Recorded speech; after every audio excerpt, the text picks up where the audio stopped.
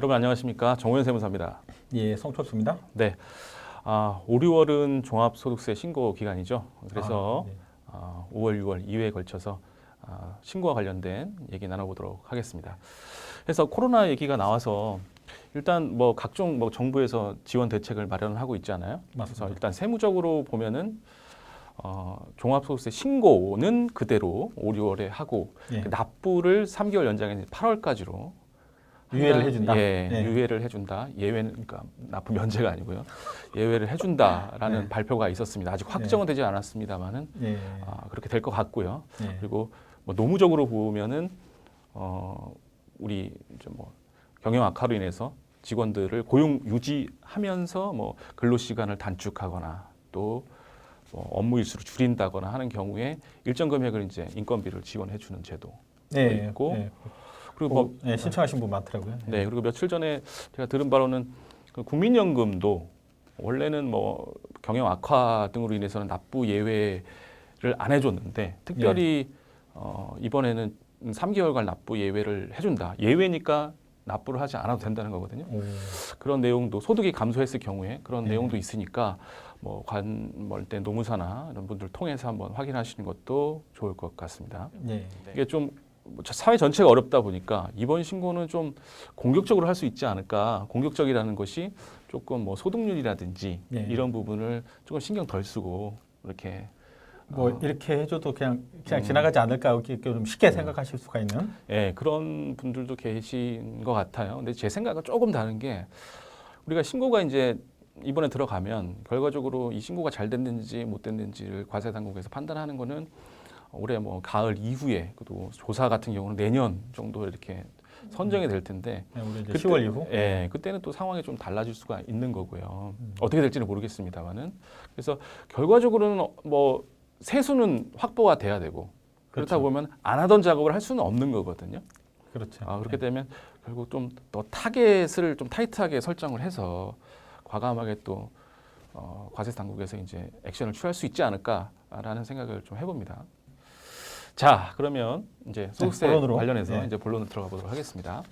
5월 초가 되면 이제 세무서에서 안내문이 옵니다. 그렇죠. 그래서 뭐 자기가 매년 오죠. 어떤 네. 유형이 있고 수익 금액을 얼마나 신고를 해야 되고 뭐 그런 내용들이 오는데 구분이 돼서 오죠. 뭐 알파벳 숫자로 해서. 근데 네. 그걸 받으시면은 궁금해 하세요. 이 기호가 어떤 뜻이냐. 그래서 제가 매번 안내를 해드리는데 뭐 S부터 이제 W까지 여러 개가 있습니다. 근데 이 중에서 우리 원장님들이 독자 여러분들이 받을 수 있는 코드는 대략 한 4개에서 5개 정도라고 보시면 될 것 같아요. 예.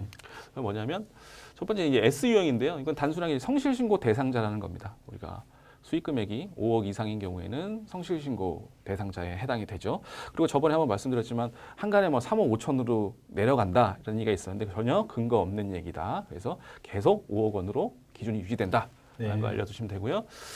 이제 C 유형인데 요거는 이제 뭐 신규 전문직 사업자, 신규로 이제 개원하신 우리 원장님들 같은 작년에. 경우는 그렇죠. 예.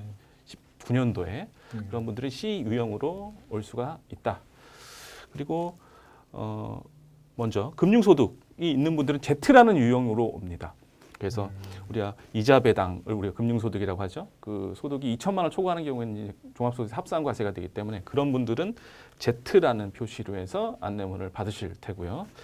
우리 신경 써야 되는 유형이 이제 I 유형입니다. I 유형은 성실신고 지원 안내문 이러는 대상으로 이렇게 오는 건데요. 예. 뭔가 과세 당국에서 봤을 때 좀 개선해야 될 점이 있다. 또 평균에 비해서 좀 떨어진다.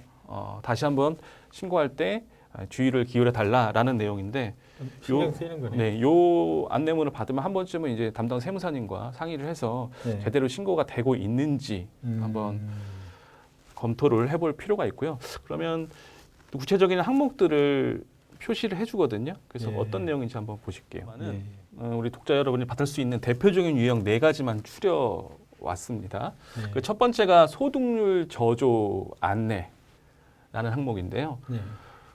우리가 뭐 소득률은 뭐 대략 우리가 말씀도 많이 나눴지만 평균적으로 뭐 치과의 표준 소득률은 38.3%고요. 맞습니다. 예, 그리고 일반적으로 우리가 생각하는 평균 신고율은 한 30% 중반 정도 되지 않습니까? 그래서 시도 뭐 외형, 뭐 지역 대비해서 뭐 80% 미만인 경우에는 이 안내문을 보내고 있는데요.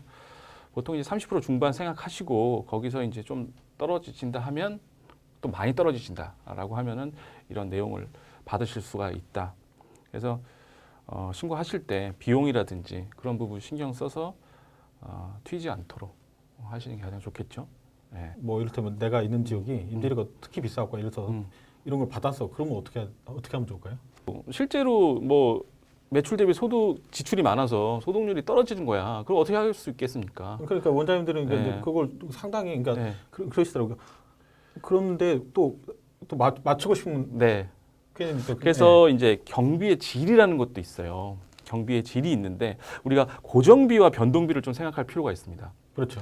변동 비용이 발생하면 결국에는 매출도 그만큼 크겠죠. 반대로 생각하면 매출이 크면 변동비도 상승하는 거고요. 그렇죠. 비율이 매출 따라서 움직이는 게 변동비라고 생각하시면 되고 주가 같은 경우는 재료비. 그렇습니다. 그리고 고정비라는 것은 뭐 매출과 관계없이 지속적으로 발송되는 거죠. 대표적인 게 임차료 아니겠습니까? 그렇죠. 예. 그래서 그 말씀하시는 케이스를 보면 거의 임차료가 매출에 대비 얼마만큼 차지했느냐에 따라서 전체 소득률이 결정되는 경우도 많습니다. 그렇죠. 네. 그래서 뭐 임차료가 가령 많이 차지했다 매출에. 그래서 소득률이 결과적으로 저조하게 나타난다라면 그건 뭐 어쩔 수가 없겠죠. 근데 뭐 임차료라든지 각종 변동비도 평균에 가까운데 각종 이제 뒤에서 보겠지만 뭐 판매 관리비, 접대비라든지 복리후생비라든지 송호품비라든지 이런 비용들 때문에 소득률이 낮게 됐다라고 하면은 한번 좀 고려하실 필요가 있다는 거죠. 사실은 이제 그런 일이 생기기가 좀 어려운 거라. 근데 뭐 공격적으로 많이 또 소비를 하시는 분들이 있고 그렇죠. 네, 그런 분도 계시더라고요. 예. 그러면 그냥 그런 분들은 체크하실 필요가 있다는 거죠. 그러니까 저도 사실 이 소득률에 너무 얽매이지 말자라고 이제 원장님께 말씀을 드리거든요. 절대 어떤 뭐 기준은 아니죠. 우리가 이제 사업용 신용카드 특정 유형 사용 안내라는 거는 이제 우리 사업용 신용카드를 홈택스에 등록을 하고 이제 세무사 사무실에도 전산으로 내려받고 우리가 비용 처리하지 않습니까? 때문에 국세청에서도 이제 사업용 카드에 대한 내역을 알 수가 있죠. 그렇겠네요. 네, 그렇기 때문에 거기서 이제 뭐 몇 건을 썼고 사업과 무관하게 보이는 것들, 대표적으로는 뭐 신변 잡화, 가정용품이라든지 뭐 업무 무관 업소라든지, 그러니까 개인적 치료, 뭐 병원을 갔다 오셨다든지, 그러면 해외 사용한 것들, 뭐 휴일, 심야까지도 이렇게 구체적으로 구분을 해서 체크해라. 많이 전산화가 됐죠. 네. 그렇겠네요. 네. 뭐 이를테면 백화점 갔거나 네. 뭐 골프장 갔거나 뭐 이런 거 그쪽에서 이런 식으로 다 구분해서 네. 파악이 뭐 가능하겠네요. 그렇다고 사실 뭐 실무적으로 이런 금액이 체크가 됐다고 해서 뭐 다 빼느냐 그건 아니죠. 뭐 백화점에 갔다고 하더라도 업무용으로 뭐 살 그렇죠. 수도 있고 당연하죠. 예. 소모품을 살 수 있으니까 네. 그런 건 아닌데 일단 들여다보고 있다는 것 자체가 심리적으로 좀 압박감을 줄 수 있죠. 부담스러울 수가 있죠. 네. 예. 그래서 우리 이제 송 대표님이 뭐 하시는 말씀이 이제 사업용 신용카드 꼭 등록을 해야 되느냐 이 얘기도 하시더라고요. 보통 이제 재료비라든지 큰 금액들은 우리가 세금 계산서를 받고 처리를 하지만 간혹 결제도 신용카드를 하시는 경우가 있어요. 그러니까 뭐 장비 구입하거나 네. 뭐 재료비 구입할 때 네. 왜냐하면 이제 뭐 포인트 문제도 있고. 그렇죠. 예, 원장님 그래서 그거 많이 생각하시더라고요. 예, 그래서 재료 구입 같은 경우도 신용카드를 사용해서 하시는 경우가 있는데 이게 우리가 PCI가 있잖아요. 그렇죠. PCI 할 때 이런 부분이 반영이 되느냐 뭐 이런 질문도 간혹 하시는데요. 실질적으로 뭐 이런 신용카드 사용액 가지고 이제 PCI 뭐에 그 뭐 소명 대상자로 선정이 될 일은 많지는 않을 것 같아요. 하지만 부동산 구입이라든가 다른 명목으로 선정이 됐을 때 이 신용카드 사용액도 그때 들어가는 거죠. 그렇죠. 네. 그래서 조사 대상 분석하는 과정에서는 이 사업용 카드 사용액도 다 들어갑니다. 어차피 개인 사업자니까 법인 사업자 아니고. 네, 들어갑니다. 그러다가 이제 그 조사 과정에서 실무 조사 과정에서는 그게 사업용으로 해서 우리가 비용 처리를 한 부분이다라고 하면은 이제 어느 정도 소명이 되겠지만 일단 첫 번째 우리가 선정이 되지 않는 게 중요하고 또 선정이 되더라도 어떤 소명 대상 금액이 줄어드는 게 좀 작은 게 좋은데 일단은 이 카드가 들어감으로 인해서 소명 대상 금액이 더 올라갈 수 있는 여지는 있는 거죠. 그러니까 원장님들이 이제 법인 카드라고 흔히 부르는 그 카드가 사실은 원장님들 법인 사업자 아니라 개인 사업자시잖아요. 그리고 개인 명의 카드잖아요. 그래서 어차피 이제 PCI 할 때 원장님 그게 합산된다. 그래서 가급적이면은 큰 어떤 뭐 재료대라든지 이런 부분은 카드 사용은 좀 자제하시는 게 어떨까라는 생각도 그러니까 듭니다. 정상적으로 세금계산서 받으신 다음에 통장에서 이체해 주시는 게 이게 보통 이제 적격증빙 이제 과소 수치 안내인데요. 이런 안내문이 뜨면 추후에 이제 신고 이후에 이제 뭐 10월이나 11월쯤에 하는 사후 검증 대상자로 선정될 가능성이 있습니다. 이게 결과적으로는 우리가 계속 우리 사업자 현황 신고할 때마다 우리 송 대표님과 말씀 나누는 내용인데요. 이 부분 이제 항목으로 뜨면 그 면세 신고할 때나 이런 때 그 신용카드 사용분 또는 우리가 또 뭐 가공 경비는 아니지만 그 일단 그 뭐 적격증빙 이외에 어떤 경비들이 얼마나 들어갔는지 파악을 하는 것이 중요할 것 같습니다.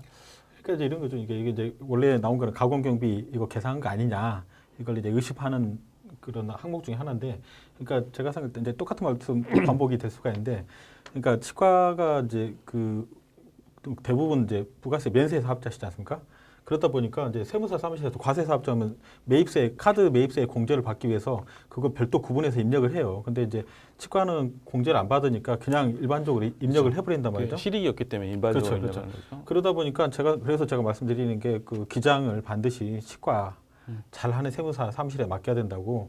그냥 해버리면 이제 이게 뜨는 거죠. 정상적인 카드인데도 신용카드를 사용했음에도 불구하고 적격증빙을 일반 뭐 영수증 처리한 것처럼 하다 보니까 이 과세 당국에서는 적격증빙이 아닌 경비가 많다 이렇게 의심을 하고 안내문을 내보내는 거죠. 그러니까 이건 어떻게 보면 이제 기장의 문제.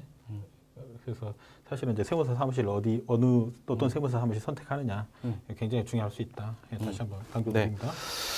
그리고 마지막으로는 이제 비보험 수익 금액 뭐 성실신고 안내인데요.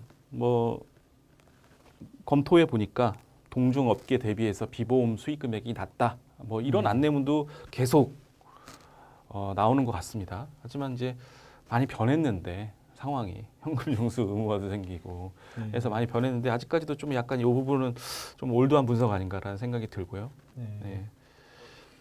요 내용도 같이 안내문에 나오죠. 그게 뭐냐면 이제 매출액 대비 주요 판관 비율 분석인데 이게 수치는 조금씩 달라질 수 있습니다만 최근 몇 년간 요 내용을 보면은 이제 뭐 당해 업체 우리 만약에 병원이 1년간 처리한 계정 과목별로 이제 금액을 나타내주고 그 다음에 당해 업체는 매출 대비 몇 프로다 그리고 업종 평균은 몇 프로다라는 거를 이제 나타내주는 표인데요. 참고하시면 될 것 같고요. 그래서 뭐 가장 우리가 접대비이지 않습니까? 접대비 같은 경우 사실 코에 걸면 코걸이, 귀에 걸면 이제 귀걸인데요. 사실 뭐 비싸게 밥 먹으면 접대비라고 볼 수 있고 또 싸게 밥 먹으면 이제 복리후생비라고 직원들과 뭐 그렇죠. 회식이라든가 할 수 있는데 맞습니다. 사실 1.47%입니다. 업종 매출액 대비해서. 그러니까 매출이 해서 1%, 2%가 채 차지하지 않기 때문에 그리고 사실은 뭐 치과에서 그렇죠. 네. 그리고 그래서 우리가 우리 개정세법 잠깐 그 설명 드릴 때 3,600으로 연간 이제 한도가 늘어났다고 맞습니다. 하는데 그 항목 다 쓰면 안 된다라는 거예요. 여기서 이제 드러나는 거죠. 그러니까 이제 규모가 큰 병원, 매출이 큰 병원이야 이제 당연히 한도 오른 대로 해야겠지만 여기 이 동영상 보시는 대부분 원장님들이 이제 혼자 이렇게 로컬 병원 경영 운영하시는 분들이잖아요. 그분들 같은 경우 방금 말씀하신 것처럼 하시면 될 것 같고요. 광고 선전비는 뭐 거의 치과는 없는 것 같아요. 1% 정도니까. 물론 강남에 있는 치과 아니면. 그래서 일반적인 치과 같은 경우는 광고 선전비는 좀 덜한 것 같고요. 차량 유지비는 여기 한도도 걸려 있고 그래서 크지 않다. 1%가 채 안 되는 비율을 볼 수가 있고요. 소모품비 같은 경우도 사실 요 소모품비도 사실 이제 뭐 복리후생비와 접대비, 그 다음에 소모품비 이 세 가지가 사실은 이제 가사 경비냐 아니면 사업과 관련된 경비냐가 경계선에 있는 경비인 걸 수 있을 것 같아요. 그래서 소모품비도 한 3% 정도 보시면 뭐 될 것 같고요. 해주는 그러니까 예를 들어서 원장님이 여기에 맞게 딱 알아서 여기에 맞게 딱 비용을 발생을 시켰다고 쳐요. 근데 기장을 할 때 여기에 맞춰서 기장을 안 해주면 말짱 꽝인 거죠. 또 일일이 또 비율까지 신경 쓰실 원장님도 많지 않을 것 같고요. 아니 근데 그렇죠? 간혹 가다가 네. 계시더라고. 아 그래요. 근데 그 원장님이 아무리 맞춰봤자 필요 없다. 네. 세무사 사무실에서 그러니까 아니, 알아서 맞춰줘야 된다라는 거죠. 네. 그러니까 예를 들어서 원장님이 이거 전혀 몰라. 내가 몰랐는데 세무사 사무실에 여직원이 여기 딱 맞춰서 기장을 해줬어. 그러면 나는 맞는 거고 아무리 원장님이 맞춰서 해도 기장을 거기에 맞춰서 안 해주면 그냥 시켜서 꽝되는 거죠. 그리고 이제 기타 관리비는 이 이외의 경비들인데요. 요거는 이제 주요 뭐 임차료나 이런 걸 제외하고 나머지 이제 경비들을 합쳐서 기타 경비가 이 정도 된다. 이거 꽤 크네요. 근데 이제 이게 6.25%가 좀 약간 애매한 게 우리가 이제 재료비를 놔둘 때 그런 게 있습니다. 그러니까 표준 손익계산서 상에 들어가는 계정 과목이 있거든요. 그렇죠. 근데 우리가 재무제표상에 치과 재료비라고 하더라도 표준 재무제표에 들어갈 때는 그게 이제 기타로 들어갑니다. 맞습니다. 예, 그렇죠. 기타로. 그렇게 기타로 들어가서 근데 그렇게 하는 병원이 있고 안 하는 병원이 있죠. 거기는 이제 의료 소모품비라는 계정 과목은 있거든요. 그래서 그런 재료비와 관련된 어떤 경비가 이 판관비, 기타 판관비에 이제 그러니까 잡히면 좀 높아질 수가 지금 있다. 말씀하신 거는 그러니까 보통 원장님들이 이제 세무사 사무실에 받아보는 손익계산서를 이제 일단 그냥 손익계산서라고 하고 신고서에 들어가는 손익계산서가 보면 서식이 조금 다른 게 있습니다. 네, 네, 지금 네. 그거 네, 네. 말씀하신 겁니다. 네. 그래서 이제 평균 뭐 업종 평균은 안내문상에서 좀 확인하시고 왜냐하면 비교가 바로 되니까요. 그래서 얼마만큼 평균과 뭐 일치하는지 떨어져 있는지 또 확인하시고 신고하시는 것도 괜찮은 팁인 것 같습니다. 소득공제 관련돼서 한 가지만 제가 준비를 해왔습니다. 우리가 뭐 알고 있는 소득공제 대표적인 게 노란우산이라든지 뭐 세액공제지만 뭐 개인연금저축 이런 것들은 사실은 종합소득세 안내문에 다 나와 있습니다. 세무사 사무실로 굳이 자료를 주지 않으셔도 세무사 사무실에 다 처리를 할 수가 있습니다. 하지만 이 벤처 투자 조합 출자 등에 대한 소득공제 혜택이 굉장히 크거든요. 이 자료는 원장님이 주시지 않으면 세무사 사무실은 모른다. 알 수 없죠. 네. 그렇기 때문에 꼭 챙기셔야 하는 자료인데요. 요즘 많이들 하시는 투자더라고요. 그러니까. 근데 과거에는 이제 바뀌었어요. 중소기업 투자조합에 대한 출자 공제. 근데 항목이 이제 올해 2월에 제목이 좀 바뀌었습니다. 벤처 투자조합 출자 등으로. 그래서 내용 보시면 18년 이후니까요. 조합에 투자하느냐, 이제 벤처 기업에 직접 투자하시냐, 그러니까 간접적으로 투자하느냐, 직접 투자하느냐로 구분하시면 될 것 같고요. 보통은 이제 이 벤처 여기에 직접 투자하시는 경우가 많습니다. 그래서 투자 금액에 3천만 원 이하분은 투자 소득공제 다 해주고요. 100%. 3천만 원. 네, 3천만 원 투자했다. 3천만 원 다 소득공제 해줍니다. 그러니까 소득공제가 뭐냐면 비용처럼 인정해 주는 네. 거죠. 네. 3천만 3천만 원을 다 비용같이 인정을 해준다는 겁니다. 네. 그래서 다 해주고 다만 이제 한도가 있는데 종합소득 금액 수입에서 비용을 뺀 소득 금액의 50% 한도. 내가 소득 금액이 2억이다. 그러면 1억까지 인정해준다는 거죠. 오케이. 네. 굉장히 큰 혜택입니다. 그리고 5천만 원 이하분은 70%. 그러니까 5천만 원을 투자했다라고 하면은 3천만 원까지는 100% 해주고 나머지 2천만 원에 대해서는 이제 70%. 그다음에 5천만 원도 초과분에 대해서는 30%. 누진, 초과 누진 공제 방식으로 이제 적용을 해줬고요. 그래서 되게 크네요. 네, 굉장히 큽니다. 그래서 또 하나 알아주셔야 될 게 이 공제는 출자일이 속하는 과세년도부터 2년이 되는 날이 속하는 과세년도 중 1과세년도를 선택해서 할 수 있다. 결과적으로 3년 안에 하면 된다라는 거죠. 총 올해 2018년에 뭐 19년도에 투자했다 그러면 19, 20, 21 중에 한 과세년도를 선택해서 그러니까 내가 소득공제 한도가 있으니까 이게 뭐 우리 또 센스 있으신 분들은 그러면은 한도 안 걸리게 해가지고 나눠가지고 하겠다는데 그건 안 되고요. 한 번에 선택한 연도에 공제 받을 수 있다. 이렇게 알고 계시면 되겠습니다. 네, 지금까지 종합소득세 신고와 관련돼서 첫 번째 시간 가져봤습니다. 네, 저희는 다음 달에 다시 찾아뵙도록 하겠습니다. 감사합니다. 고맙습니다.